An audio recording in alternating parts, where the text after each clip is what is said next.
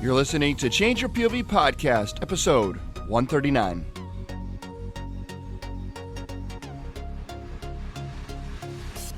We've gotten storms where we've been hit with like 7 feet of snow in 2 days. And people will be like, nope, what? Wait, what? No, seriously, I'm not exaggerating. I'm not measuring my dick. I'm not whatever. It's real, okay? Shit happens. 7 feet in 2 days. It's happened to me twice in the last 8 years. Change Your POV is dedicated to you, the veteran. We do our best every week to bring you the most value and information to help you become just as successful outside the military as you were when you were in. Everything we talk about on this show, we put into practice ourselves. Many people out there talk a big game, but when the rubber meets the road, they very rarely ever eat their own dog food.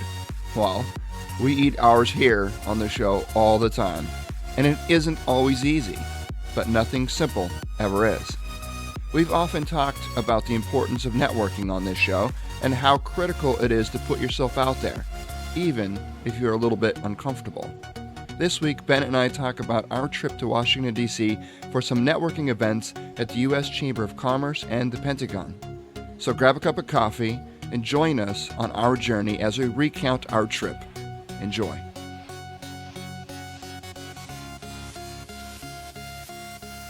Hello, folks, and welcome to Change Your POV Podcasts. We are your hosts, Eddie Lazary. And I'm Bennett Tanton. And today we're talking about our trip to D.C. What a trip that was, huh? It was definitely a lot of walking. Yeah, so let's just start it off. A lot of meat eating. There was a lot of meat eating. Oh, my God. So, we... Totally not in a gay way, though, folks. No, yeah, thanks for clarifying, Bennett. I had to because everyone went, these motherfuckers. I know they did. Yeah, they probably did. All right. Just because they're assholes, most of them, so. So we went down to, well, let's start at the beginning. We went down to the Mohegan Sun during Veterans Day for the Vets Rock event, right? And right. We had a booth set up for Warrior Hall. Yep. And we would take turns, right? I would man the booth and talk to folks, and you would go and kind of check out other booths, and it was huge. I don't know. There must have been. Yeah, there was. Oh man, it must have been 50 or more veteran service organizations booths, and then there was like a whole other section. Yeah, I think there was probably even more employers. Yeah, there was because they had like a different setup. Yeah, they had like a different booth setup, so they like packed and racked them all. Yeah, they did. So there was probably like 60 to 75 employers. Right. I don't know the exact numbers. We should probably get those from those guys. But yeah, man. So just good stuff. And one of my rounds that I was making later in the afternoon, I happened to stop by one of the employers' tables. And one of the companies that I was speaking with the folks there was called Fastport. And it was the CEO and the vice president, or no, the president of the company were there. And I just was talking to them about, Fastport and what they do. And man, let me tell you this. So they got this, and all the links that we're talking about will be in the show notes. And I got to, we exchanged business cards and, this whole networking thing, folks, works. and I really was very intrigued by it, with their model and what they do, and it's incredible stuff. And so I don't want to turn this into, talking about Fastport or even Vets Rock. I just want to kind of give everybody a background as to how our Washington, D.C. trip came to be. And so one day, it was about a week before the event down in D.C., I got an email from the president of Fastport and said, hey, it was really nice to meet you guys at the Vets Rock event.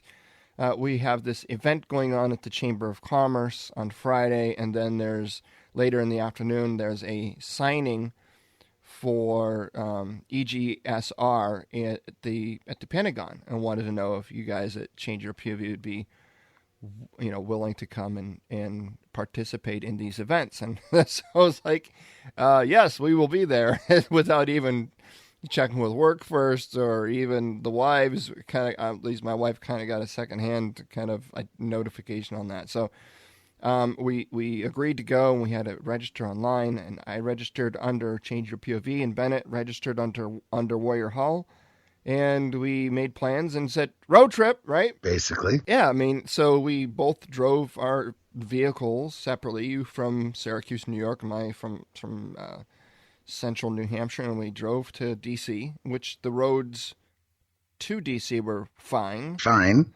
We'll talk about the roads Not back. so much home, but yeah. So we got there, and so you managed to book a hotel, which was incredibly priced. How did you do that?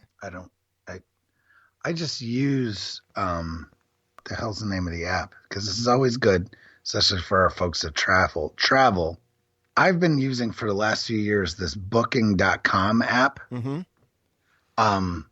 Is that what it's called? Yeah. Okay. Literally, it's an app on your phone. Called booking.com. For me, it's worked fabulously. And because even, I travel a pretty decent amount, doing stuff like this, mm-hmm. whether it's with Cigars and Sea Stories or with Change Your POV or Warrior Hall. There's always something a few times a year where it's like, all right, let's do this. Mm-hmm. Next thing you know, I'm going to DC, or I'm going to, well, we've done it twice just in the last 3 months. Right? Yeah. So, and then with the family driving down south or driving wherever, there's always that overnight stay. And you don't want to stay made the mistake of doing the, Motel 6 route a few times, and my kids are like, yeah, Dad, don't ever do that again. Cockroach Inn. Oh yeah, for real, horrible.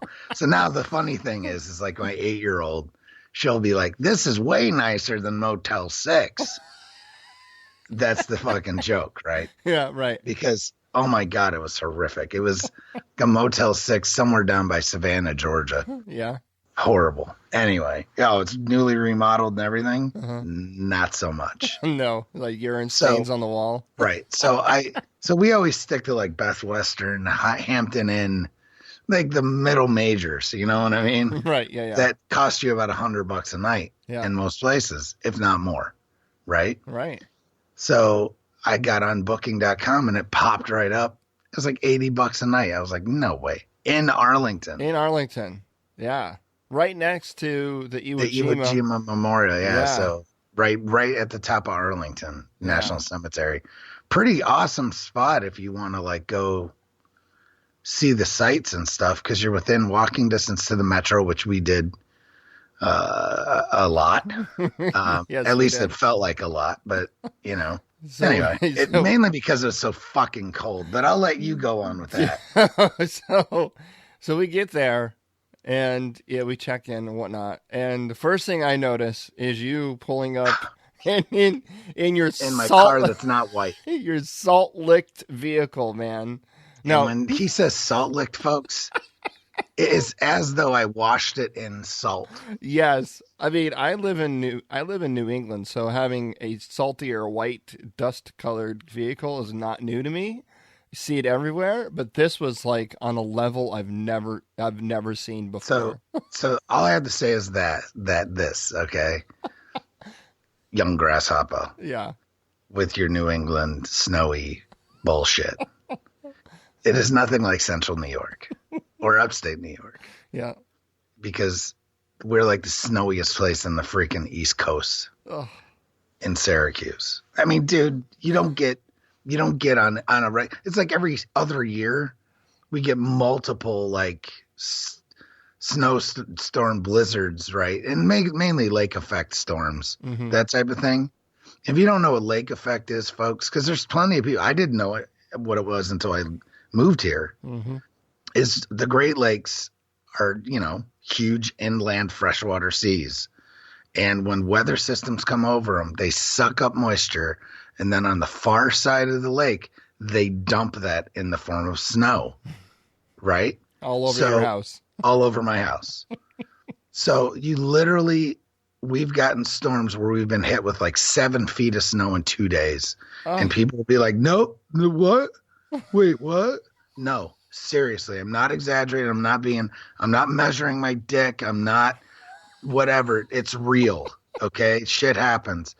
7 feet in 2 days. It's happened to me twice in the last 8 years. Oh, Okay. 7 feet. That's like taller than like the door on a home. Yeah. That's like a door jam. Oh, It's like 7.5 feet usually. But anyway, yeah. Holy hell. Like literally it's those encasings where you see guys open their front door and there's snow. And then they make like little refrigerators that they carve out of the snow. That shit happens where I live, folks. That's where those pictures come from. They originate where I live. So anyway, dude, how do you plow that? What do you do? You just I don't know, dude. You better have snow tires or buy a Subaru because those motherfucking things are badass in the snow. That's all I have to say. Oh, wow. Subaru. Okay. So there's lots of salt involved in clearing that stuff. And so you drive through that shit. That's what happens. Your black car turns white. Yeah. White. Like it was so bad.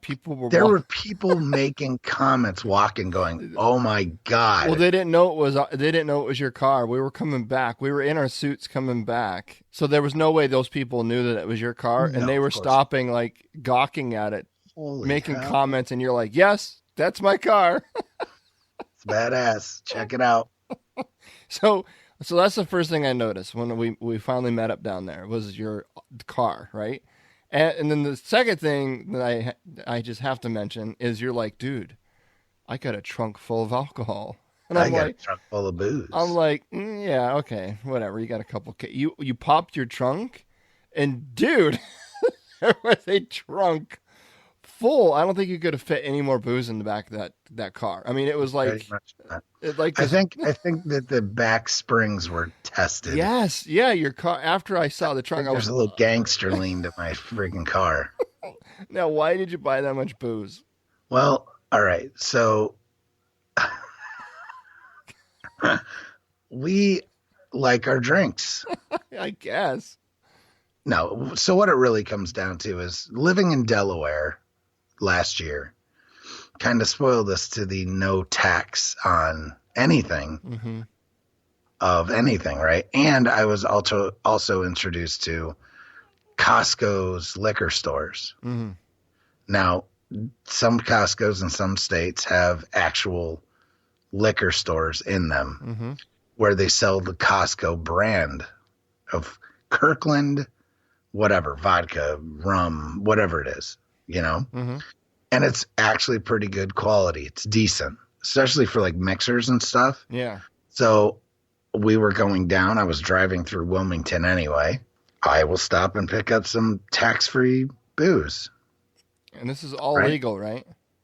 I don't know, but I'm outing myself right here on the freaking podcast as a freaking bootlegging booze runner. Yeah, I'm sure it's legal, dude. I mean, I know it's all for consumption. Well, it's all for my consumption. Right. Not mine, but the family's consumption. Correct. So it's for me and my immediate family. You know, I mean, I live with my sister-in-law, and then like I bought, you know, some stuff for Christmas. And it's not like you're reselling. Booze is always a great Christmas gift. Yeah. So right. So yeah, I had like $300 worth of. And see, $300 might not seem a lot but you can get like a full, like huge bottle of vodka. Like by the gallon, right? And it's a 750 milliliter bottle, which is those big, you know, big sizes, right? For like $13.50 with no tax. And it's decent stuff. It's not like, you know, it's no worse than like Absolute or any of those. Vodka wise, and the majority of people in my family are vodka drinkers. So I bought like 12 bottles of vodka. That's insane. I bought a bunch of scotch, stuff like that, you know. So mainly the drinkers were either whiskey or vodka. There you have it. That's awesome. So yeah, very good. So take care of my people. Well, I mean, it's an important point to make, right? We capitalized on the trip every step of the way. That's right. We got a good deal on the hotel. We got close to where we needed to be. You know, I don't know if you got a car wash eventually, but You got your booze. I didn't because it rained. It was Oh, that's raining right. remember it was raining when I left. Yeah. So Yep. anyway, Yeah, and you might have been freezing rain, but it was it rain. was definitely freezing rain. So we got there early. We got there early enough, and we went to the first event, which was at the United States Chamber of Commerce. But we left our vehicles at the hotel, and we decided to walk to the metro station, which was only about, I think they said, a half a mile, right? Not a big deal. Yeah, it was like maybe a half mile. Yeah, half mile. But dude, what was the temperature? It was 11 degrees in DC that morning when we woke up. It was cold. Like, my nipples were hard. They could have cut glass, bro. It was so cold. Not the only one they could have cut glass. Dude, literally I couldn't. I know I sound like a total bitch right now, but it was cold, bro. Hands, and we didn't have. Oh yeah, we didn't have coats because when is it ever 11 degrees in DC? Right. Well, anywhere. I don't usually wear a suit. I don't usually wear a suit anywhere where it's 11 degrees. And right. And if I've got to walk from somewhere to somewhere in a suit, it's usually like from a parking lot somewhere to the front doors of somewhere, right? I'm not usually walking so you're going down from my car to, so it's quick. Yeah. So here we are, a couple of dudes in suits, like Trump's. People did look at us like fucking whack jobs too. You're like, who the fuck are these guys? These guys, people in DC, they're walking around with like snowsuits, like earmuffs, hats, like completely decked out, right? And we're just like, boop, boop, boop, boop. and we're getting turned around a little bit, right? Because we're because we're trying to find a right path to get to the metro. Yeah.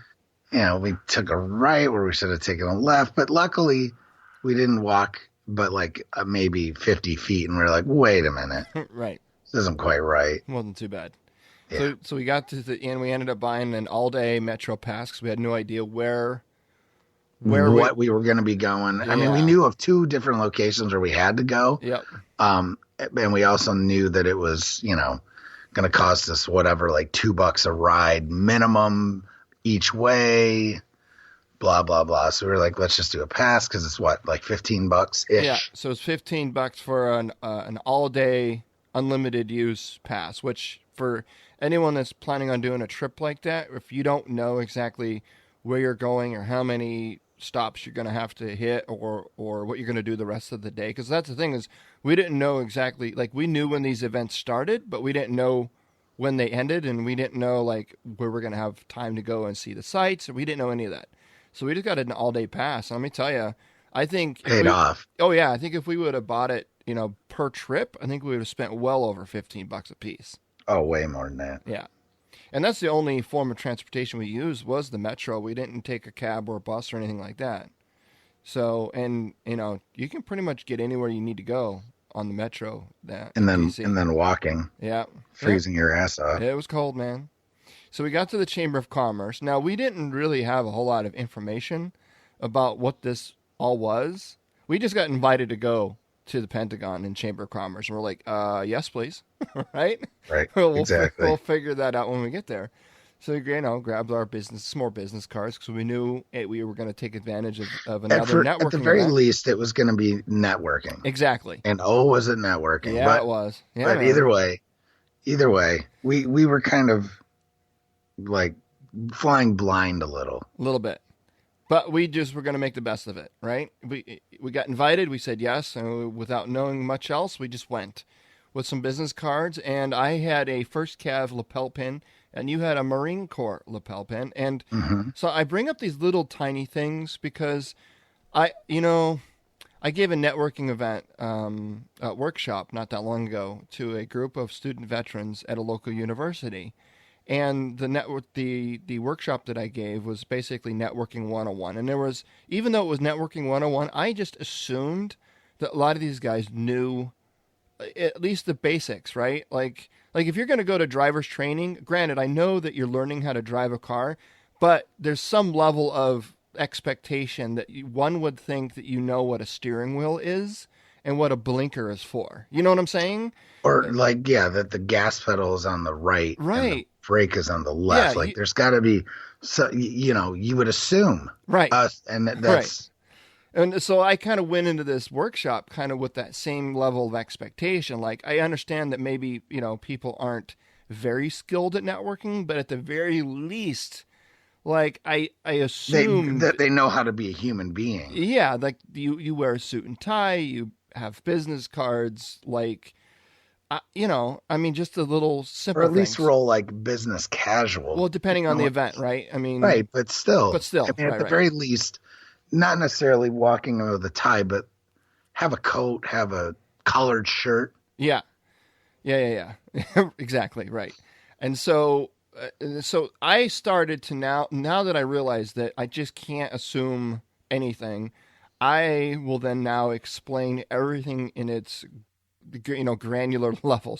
And people will roll their eyes, I'm sure. Yeah, maybe. But the fact is that we've realized, Yeah, especially with veterans, and this is why this is important, folks. mm-hmm.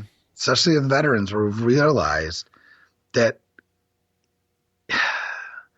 we're all kind of rough around the edges for the most part as veterans, or that because of our exposure to the military, certain customs and just things that happen in the civilian world don't happen as often in the military. So you lose these kind of soft skills. Right. And it's literally, and I'm serious when I say this. There's veterans that don't know how to properly shake a hand. Yep, you're right. I've seen it. So we literally can't assume anything. Mm-hmm. Joe is a freaking weird bird, man. And, you never know. You never quite know. Mm-hmm. I mean, and especially once you even got guys that have been, first sergeants, sergeant majors, lieutenant colonels, majors, and they come out and they're used to people jumping when they say, hey, get the fuck out of the way. Mm-hmm. Or, hey, do this, do that, do the other thing. It doesn't work like that in the civilian world. You can't just be like, go do this. There has to be a little tact used. Right. So anyway, I don't want to get off on that tangent, but this is what we're noticing across the board, folks. Mm-hmm. It's not just, I make fun of Joe, Private Schmuckatelli, but it's majors, it's lieutenant colonels, it's sergeant majors. Seriously. Well, that's the other assumption. Different culture. Yeah, that's the other assumption that I made. I was under the impression that, senior leadership coming out of the military knew more than the average Joe getting out of the military after 4 years, and that's not the case. And they might know the actual theory. They may know more theory-wise. Right. But an actual practical application. Correct. They really aren't that much more adept. Right. Unless they've put themselves in that situation. Right. Which not all of them have. Mm-hmm. I mean, we've both learned that too. Right. And so the last thing I want to say before I let Eddie continue, stop cutting him off, is the assumption, making an ass out of you and me. Don't assume shit. Mm. All right? And we're all guilty of it because some assumptions they do. Right. That bite you right in the ass. So anyway. So folks, if you're reading between the lines here, we highly encourage attending networking events. Any ones that you find, or particularly any ones that you've been specifically invited to. And you don't have to even know what the event is for or what it's about. If you're invited to an event, you just say yes and figure out all that shit out later, right? Don't say, well, maybe I'll get back to you, and then you do some digging. You're like, oh, well, it has to do with, the transportation office at the Chamber of Commerce, and I'm not in the transportation industry, and that's not relevant to me. And so because it's not something that I do, it's not in my wheelhouse, I'm going to have to decline. Folks, a networking event is a networking event, and you're going to meet people there that are equally not involved. I mean, how many people did we meet down there that had nothing to do with the transportation industry? Half the people, probably. Right. And those are the people that we came back with their business cards because they did the same thing. They went down there because they were invited, or in some cases, some were representatives of organizations and they were voluntold that they were going to attend, right? Right. Or how about just using it as time to support veteran initiatives? Right. There you go. Doesn't even mean that, it doesn't mean that you have, again, it's not always about you, folks. Right. Yep. And a lot of times when you act in a supportive way, supportive things happen to you. Right.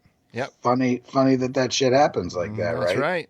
So just because it has nothing to do with you doesn't mean you shouldn't go. Don't be a selfish prick. Right. Just do, you know what I mean? Because we went to support Fastport and to obviously to promote Change Your POV and to Warrior Hall and to just to meet people because we knew there was going to be a lot of veterans there.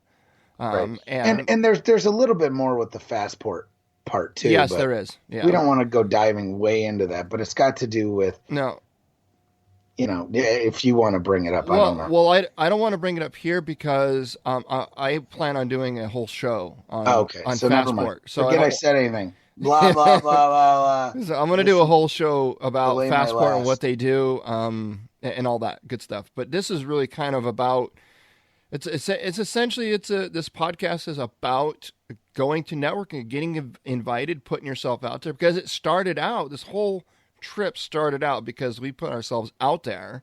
Correct. And we're networking at the Vets Rock, right? It's huge. And I mean, how many people did we meet at the Vets Rock? Hundreds, right? Oh my God. And out of the hundreds of people that we came in contact with, we had a chance to talk to and to meet and exchange cards and all this and follow up and all that. I mean, I think post-event, I think there might have been 3 or 4 people that reached either out to me or reached back to me after I reached out to them. So, what does that tell you about percentage-wise? You got to meet hundreds of people let's say we met, I don't know, let's say we met 100 people. And I know, granted, it was more than that at Vets Rock, right? But let's say it was 100 people and I've had 3 people reach back, right? What's the percentage of that?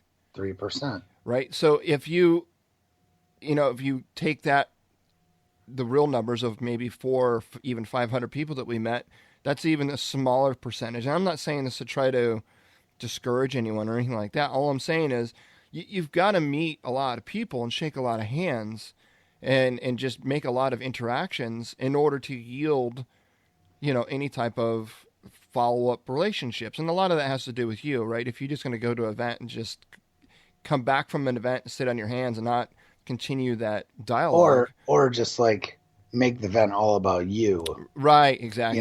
There's techniques to this as well, but we don't have time to go into all of that. But basically it's about stepping outside your comfort zone. Yep.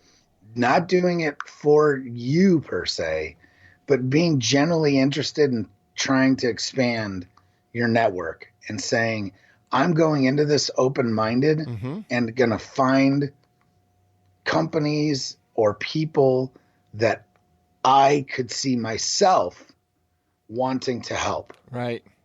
Not about how they can help me, but how can I help them? Help and support them. When we do that, when I do that, it always turns out way better than if I'm just like handing out cards being like, hi, I'm Ben Atan with Warrior Hall. Blah, blah. You know what I mean? Yep.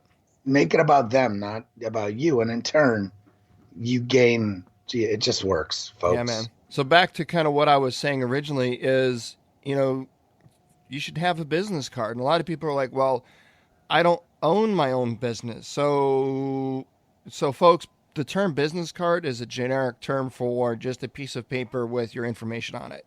You don't need to have a business or a nonprofit or anything like that to have your own personal business card. Your business card can be nothing more than your name, your phone number, your email. And an email. Yep. And as a matter of fact, the lieutenant colonel at that networking event, he handed me his business card, and it wasn't part of a business. It was his own personal card. It just had his name and his contact information. And on the back, it had a small, 4 or 5 bullets of like skill sets that he had. You know what I'm saying? And it Kind of was like a resume yeah, card. it's like like a resume card. It was a very short, very brief, very it was very professionally done, and it was awesome. And folks, you can get a box of 500 pretty much anywhere for under $20. A decent quality as well. I mean, obviously, not all business cards are created equal. You can get some with really thick stock and raised lettering and metallic finish, and all the bells and whistles are obviously going to cost more. But if you're looking for just a good stocked business card that you can get with good print, and you can get a box of 500 for like $20.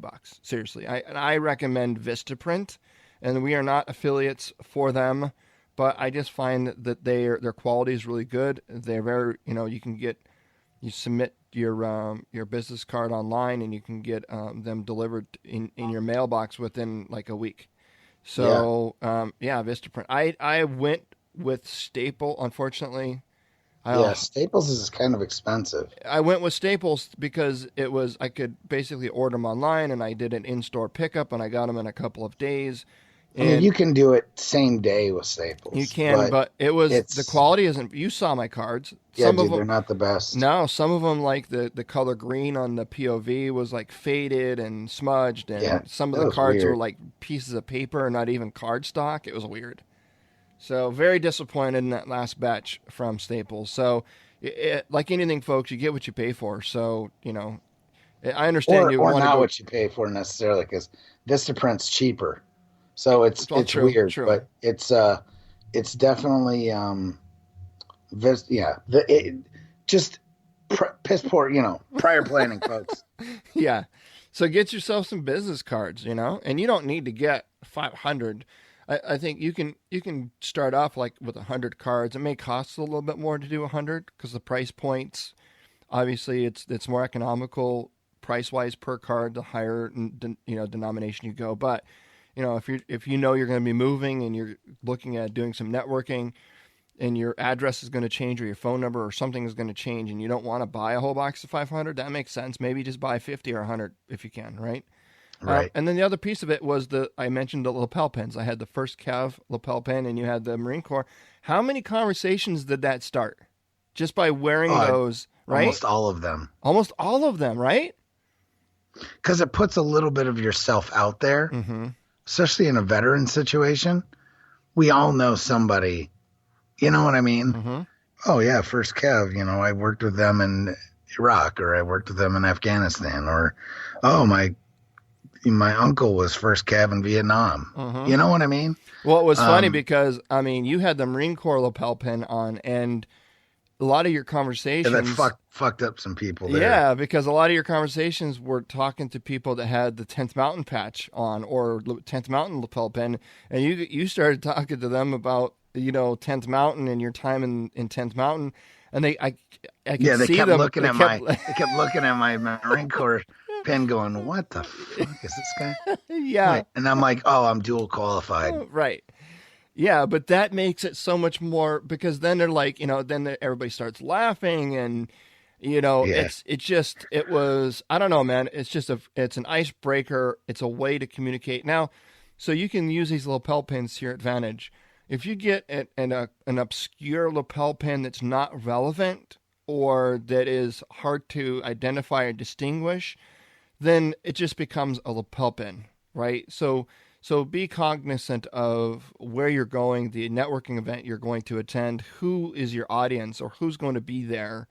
Because if we're going to go to a non-veteran networking event, I guess you still could wear, like a veteran-centric lapel pin or something like that, but you're probably not going to get the same kind of reaction. But if I'm going to go to, a networking event where I know that the large majority of individuals there are going to be, small business people that might be familiar with BNI, right? Which is the Business Networking International, or maybe they're familiar with Toastmasters, and, I'm a member of Toastmasters. You can wear, like a Toastmasters pin, or a BNI lapel pin, or... One of the things is, I'm always, as a veteran, you're a veteran. Correct. So a lot of people a lot of people don't know anyone that's a veteran, but a lot of people do. Mm-hmm. So if you are a Army vet, then wear an Army pin, not necessarily a division pin. Right. But if you go full-fledged Department of Army crest, people are like, oh, my brother-in-law was in the Army. Right. Or wear Marine Corps. Just bring it as wide as possible, because I almost guarantee they'll be like, oh, are you a veteran or whatever. Right. Or wear a pin that's, at the very least, folks, just you can wear an American flag pin or something. Yeah. But I'm saying wear a pin that has something to do with who you are.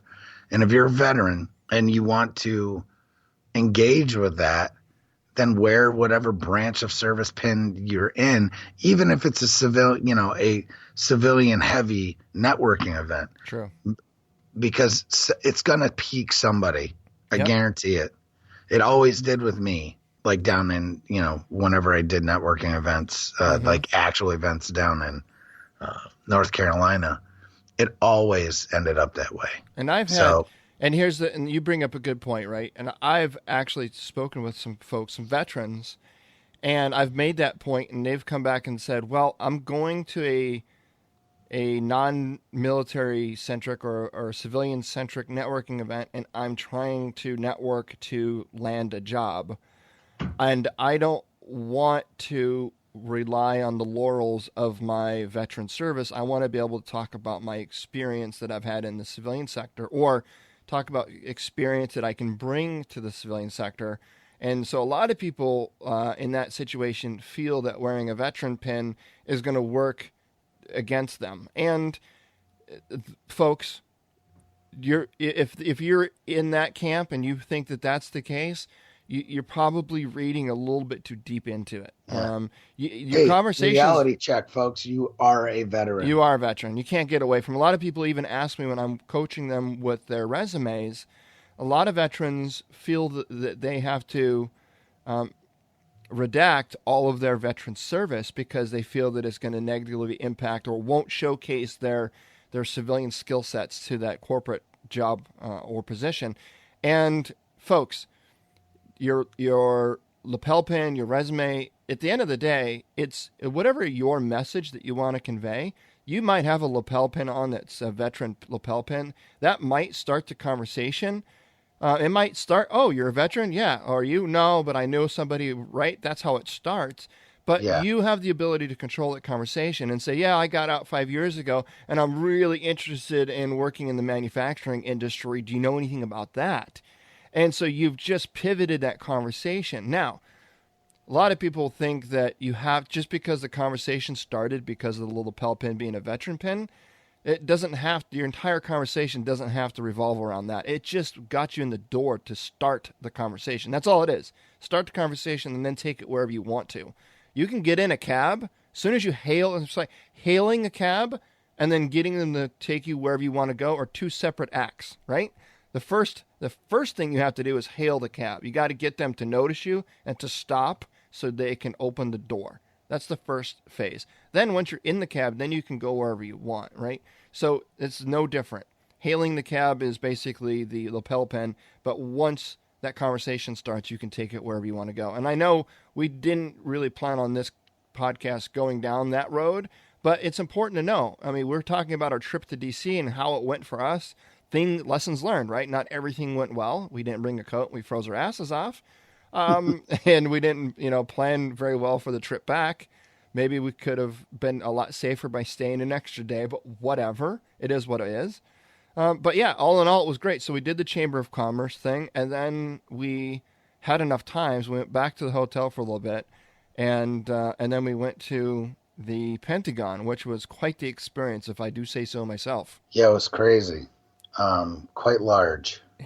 That thing was crazy big. And so that event it had to do with the same event that happened at the Chamber of Commerce, but it was a little bit different, right? Parts of it, yeah. And I think we might want to do a separate cast on that EGSR separately. ESGR.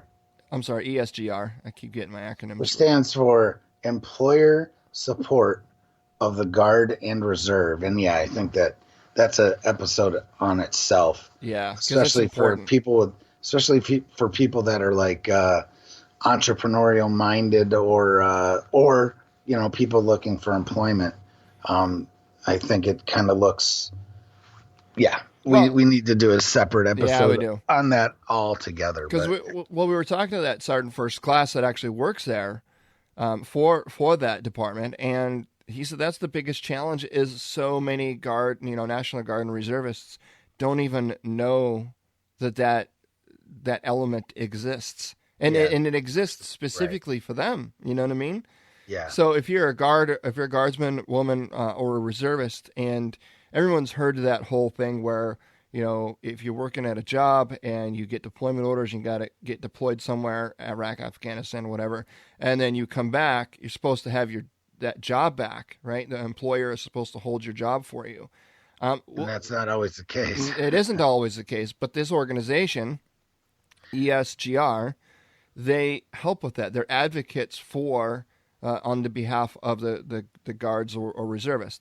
So it's important to understand that exists. And that's why I want to do a whole separate cast on that as well, because there's a lot of great points. And to be honest with you, Bennett, I knew nothing of that organization before I went to that event. Right. And it's basically, what it is too is a good way to look. Like if you're looking for employment, find the companies that support ESGR. Yeah. I mean, that's kind of the whole point. That's right. Right.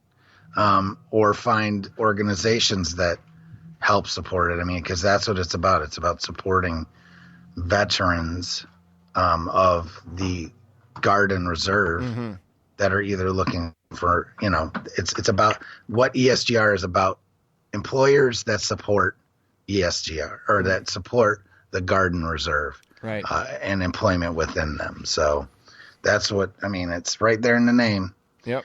So we had a signing there. And basically what it comes down to is knowing your rights as a Guard member or Reserve member. Again, education. Mm-hmm. It's about becoming educated about what your, benefits are, what your rights are, what by law, and I say rights is meaning, what the laws say about reintegration into employment and whatnot after you've deployed and things like that. Mm-hmm. I mean, these are things that you should all know. Guess what? People aren't going to tell you. Right. You've got to find this stuff. I can't tell you, especially with the VA, how many people I come across in a given day that just are so ignorant about their benefits. Mm-hmm. And they're like, well, nobody told me. Well, come on. Whose job is it to do that? Whose job is it? The only person that's going to look out for you fully is you. Mm-hmm. So grab the benefits book and read through it. It's all there for the taking. All the information is there. You just have to find it. Mm-hmm. If you want, so whatever. Unless you're just too cool for school. And that's usually what the problem is. People's egos get in the way. Yep. But anyway, I don't want to go off on that tangent. So yeah, and it was really kind of cool because the signing ceremony for this at the Pentagon was at an intersection in the hallway. And if you've never been, what did they call it? There was a name for it and I don't remember. Yeah. But it was crazy. It was, this place, the Pentagon, is huge, and we saw just a fraction of a % of the inside of the Pentagon. And so the signing actually happened in this open area, this intersection between, what was it, 5 hallways, 5 corridors? 1, 2, 3, 4, yeah, 5. 5 corridors. And then some stairs. Yeah, it was huge, absolutely amazing. And there was a woman there, I forget her name, but she was invited to come in and she actually sang the national anthem. And they say she was the only one, or one of very few anyway, that has sung the national anthem in all 50 states, right? Is what they something said. Like that. I don't remember. And it was really kind of cool because you see, you hear all these things on the news about, NFL players taking a knee during the national anthem and people burning flags and all this. I mean, it's very easy to kind of get downhearted about all that. But then you have an opportunity to go do something like this, and this woman gets up. and she begins to sing the national anthem. And obviously everyone in our, our little event, our signing event, there must have been, I don't know, 100 people there or something. Obviously we're all standing, we're standing up, our hands over our heart. But what I noticed is that everybody in the Pentagon that I could see within eye shot down all 5 corridors, like anyone in earshot of the national anthem being sung, locked it up, all locked it up, right? And it's just something that, I don't know, man. It's a little thing like that you take for granted. Like I remember being in the military, and all of a sudden, Taps or Reveille would be playing or whatever at the end of the day, and there would be everybody on, that could hear it would stop and salute, and at times you're like, you take that shit for granted, and a lot of times you're like, oh my God, it's almost time. Let's see if I can get into this building before it goes off, because I don't want to get stuck out here standing at attention. Everybody kind of plays that game, right? But but it's those little things that, like, man, why can't we take a moment to pause and reflect and honor and respect those that have come before us, right? That's really what it's about. And those that have paid the ultimate sacrifice. So to be in the Pentagon, hearing the national anthem being sung by someone that sung it in all 50 states, and then watch everybody, people that had nothing to do, had no idea what it was we were there for or what we were doing, all just lock it up. It was really kind of, it was kind of cool. So I didn't know that they did tours. I didn't either. So I would Pentagon. say people, and so we still didn't do a tour. No. And I want to. Me too. But, being in the military as long as I was, I'd only been to the Pentagon once before, never went inside though. Mm-hmm. So this is my first time inside. I mean, the immensity of this place is just, it's pretty freaking staggering. I mean, like 6,500,000 square feet. Yeah, they said there's 25 miles of corridor. Right. 25 miles. 6.5 million square feet, dude. Does that, how many people work there? Mm-hmm, tons. 26,000-ish. Wow. 26,000 people. That's in one building. That's larger than a lot of cities. I mean, think of all right. So think of a mall. Mm-hmm. Like take Carousel Mall or Destiny USA here in Syracuse. Now they just expanded that mall a few years ago, right? Into and it's one of the 5 largest now in the country. All right. They added an expansion that was 800,000 square feet. This building, though, and it's huge. I mean, it's gigantic. I can't tell you how many stores are in that 800,000 square feet, right? Mm-hmm. This building's 6.5 million square feet. It's just... Yeah, they said there's like something like 10 or 12 Starbucks in that thing or something. It was, yeah, there's more than one. Yeah. And it's like you got Starbucks, it's basically like a city. It is. It is. Yeah, man. Anything you want to do is there. Yeah. So that's it's insane. Pretty crazy, Yeah, but they have tours. Really I definitely want to check out a tour, man. Yeah. So for sure. I don't know. Obviously, they're you're not going to see the whole thing. There's no way. No, of course not. But of course not. They're going to show you the highlights anyway. Yeah. So yeah, that was pretty cool. Then we all of the companies there, including veteran service organizations, we all signed our support. Yep. For ESGR, which is kind of cool. Yeah. And we got pictures for that and everything. Yeah, so that was cool and humbling and the whole thing in general. So it's just it was a good trip in that fashion. Cold as fuck. Mm-hmm. And then once we got done, we actually took the transit and we went to our meat orgy. Oh my God! So right. Yes. So if you've never been, folks, there is a restaurant And there's a couple different chains, Mm-hmm. and again, completely unaffiliated. No, we're not. What the hell is it? Affiliates or anything Yeah, of no this chain? sponsorship No here. sponsorship here.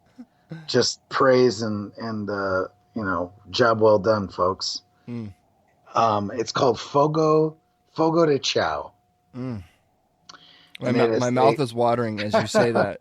it is a Brazilian steakhouse on a level of awesomeness Mm. that other ones like Texas de Brazil is another one. It's actually a larger chain that is pretty good. There's one in Syracuse that I've been to on a few occasions, but Fogo de Chao is like the Cadillac, whereas in like Texas de Brazil is probably like like the Chevy Impala of of Brazilian steakhouses, right? Mm-hmm. And man, I'll let Eddie because it was Eddie's first experience. So Yeah. So we go into this place and so they it's kind of like they have like a buffet, so you could grab a plate and kind of go around and there's a lot of, and it's not just like a regular buffet. There's like some pretty amazing things on this buffet that I've never seen at any other buffet. And we're talking like what cheese? What kind of cheese was yeah, that? a bunch of different cheeses. You Oh, had like I mean yeah, the whole drum, the whole great big drum of cheese was yeah. there. They were just cutting That it. was the Pecorino Romano, Yeah, they were and then just you had a cutting it couple off. different It other was just kinds too. craziness, and they had like smoked salmon, like was on the buffet, right? Yeah, It was hearts of just palm and all oh, kinds of stuff, man. It's just oh. And then we sit down, and you and can just do the salad bar thing. right, And there's also soup and some other uh-huh. things there too, I didn't try but you don't that. want to get all filled. It's because it's a waste of space Right. because the main event is freaking meat, baby. So they have you have a saucer like a coaster that's red on one side and green on the other, and the whole idea is as they start, what do they call them, the the dudes Sure. that bring out the Uh, meat? like gauchos or something. Yeah, the Yeah, gauchos. it's boys. That's all. Yeah, so these dudes come out with like meat on skewers, all different kinds of meats and sausages and if you want some, then Green you beans go, baby. green means go. You flip your coaster over, and they walk over, and they ask you how well how you want it cooked because depending on where they cut, you're going to get a different doneness of the meat. And we were like, I don't care, man, whatever. and, Just and cut you, that shit. Put it on my plate. and you have like a little pair of tongs that you kind of, as he starts cutting the meat away from the bigger slab, you kind of grab it with the tongs and you fill up your plate with however much meat you want, and then you just start to eat. And oh my god, dude, oh my god, dude, it was like every kind Eddie of cut had a of meat, freaking Eddie had like blood and like meat juice all over. just all over the fucking table, man. Yeah. Literally, like it was just like dripping off his freaking goatee. It was freaking insanity. It was Dude, so much fun. I was It like, was hysterical. I was kind of embarrassed, like, because at the end she came to clean off the plates, and I was using my plates to kind of cover up all of my my slaughter. All of your shortcomings. Yeah, and she comes over, and starts clearing out, and I just look at her. I'm like, sorry, I kind of made a mess, and she says, I know she had a little bit of an accent. I don't know what ethnicity she was, but she says, no problem. Only 5% your fault. The rest is the gauchos. Like, excellent. Thank you.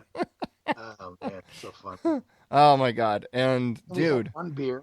one beer. Yep. That's all. Because again, don't fill up the space. Right. We had a nice stout Brazilian beer. It's like a British or a Brazilian Guinness, Mm-hmm. kind of. It was good. It was really good.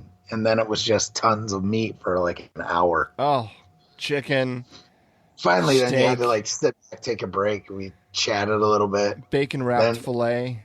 we Oh, went at it again. oh, The highlight though, the best piece of meat that whole night was the pork. oh, that pork, dude. Oh, it was like butter. It was It was amazing. just asinine. Oh, it was like moments like that, I was thankful I wasn't Muslim. You know what I mean? Right. Like, oh, yes, pork. It was so good. Yeah, and then, man, we're running out of time, but we finished our meat orgy, and then we went back to the hotel, crashed, and got There up wasn't a whole lot of work going on after that. No, man. Nope. And, got up the next morning, and to freezing rain, nonetheless. It was... You ended up you drove straight to work. You didn't even go home. No, right. Oh. Way to sacrifice, my friend. Dude, it was white knuckler. Yeah, it was. No shit. Through all of Maryland and then lower Pennsylvania. How many cars did you see wreck? Stupid. Oh my. Everywhere, huh? Countless. Yeah. At least 24. Oh, yeah. Easy. I drove to New York City to visit my brother, whom I've never been to New York City. So I went and spent the day with him. We went on the ferry out he lives on Staten Island. We took the ferry out to New York, and we went through it. Well, we saw as much as we could for the few hours I was there, and then hopped in the car and started to head back. And it was so bad. So many car wrecks, man. Yeah, you should have just spent the night, dude. Yeah, I was thinking about it, but I was like, oh, man. I was like, I'll be fine. I'll be fine. I'll be fine. It's only about 6 hours. I'm good. Oh my god, dude. Nope. Yeah. Ended up spending the night in my like car 18 at a hours rest later. area. Yeah. Yep. Oh well. It was what it was. It was awesome. Had a great time. Look forward to doing crazy shit like that with you in the future. It was good. And yeah, man. Oh yeah, well the first night that we were there too, if we're talking about food a little bit too, we both ate wild boar sausage, which is pretty good too. That was good. Is that what was in that restaurant? Yeah. Oh, I didn't know it was wild boar. Yeah, man. Oh. The sausage sandwich that you ate was wild boar. Oh, I didn't know. It was good. And then I had the wild boar fettuccine something or other. Yeah. It was wild boar, my friend. It was a different experience. It was was it like more of a Portuguese kind of a restaurant? That was Italian. Italian restaurant, but everybody run by Chinese. Yes, like everyone that worked there was Chinese. It was weird. Even the plates were like Chinese plates. Yeah, they looked like Chinese buffet plates. Had the little Chinese like temple things, I guess you could say. It was like the buildings with the Chinese roof, like the architecture, around the plate with Italian food on the plate. So it was like a Chinese restaurant. I mean, the food was really good. Yeah. I thought it was perfectly acceptable. Yep. And wasn't too expensive or whatever, and service was good, and the food was good. Yeah, that was the restaurant right at the hotel. At the hotel. So it was. We stayed at the Best Western Iwo Jima. And so the reason why you bring it up is because it was essentially a Chinese restaurant serving Italian food, but all of the decor in the entire restaurant was decked out in World War II, like Iwo Jima stuff. Right. It was so weird, man. Marine Corps, and it was the little... Yeah. So, very good. Well, that's it, folks. That will wrap up this episode of Change Your POV podcast. I hope you enjoyed our little banter talking about our trip to Washington, D.C., folks. There are some take-home nuggets there somewhere for you. I guarantee it. Just got to figure out what that is. Sometimes we go into these shows without any specific agenda. We just want to kind of share with you what we've got going on and our experiences.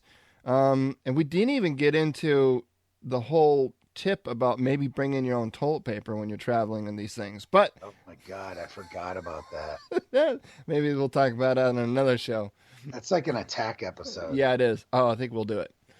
Jesus. All right, folks, you can find all of the show notes. There won't be a whole lot of show notes for this episode, but head on over anyway and check out our show notes page at changeyourpov.com/episode 139. Never miss an episode. Hit subscribe on your podcast player of choice. We have a lot more great content headed your way. Come be a part of our community over at Change Your POV Squad Facebook group. And one last thing, folks.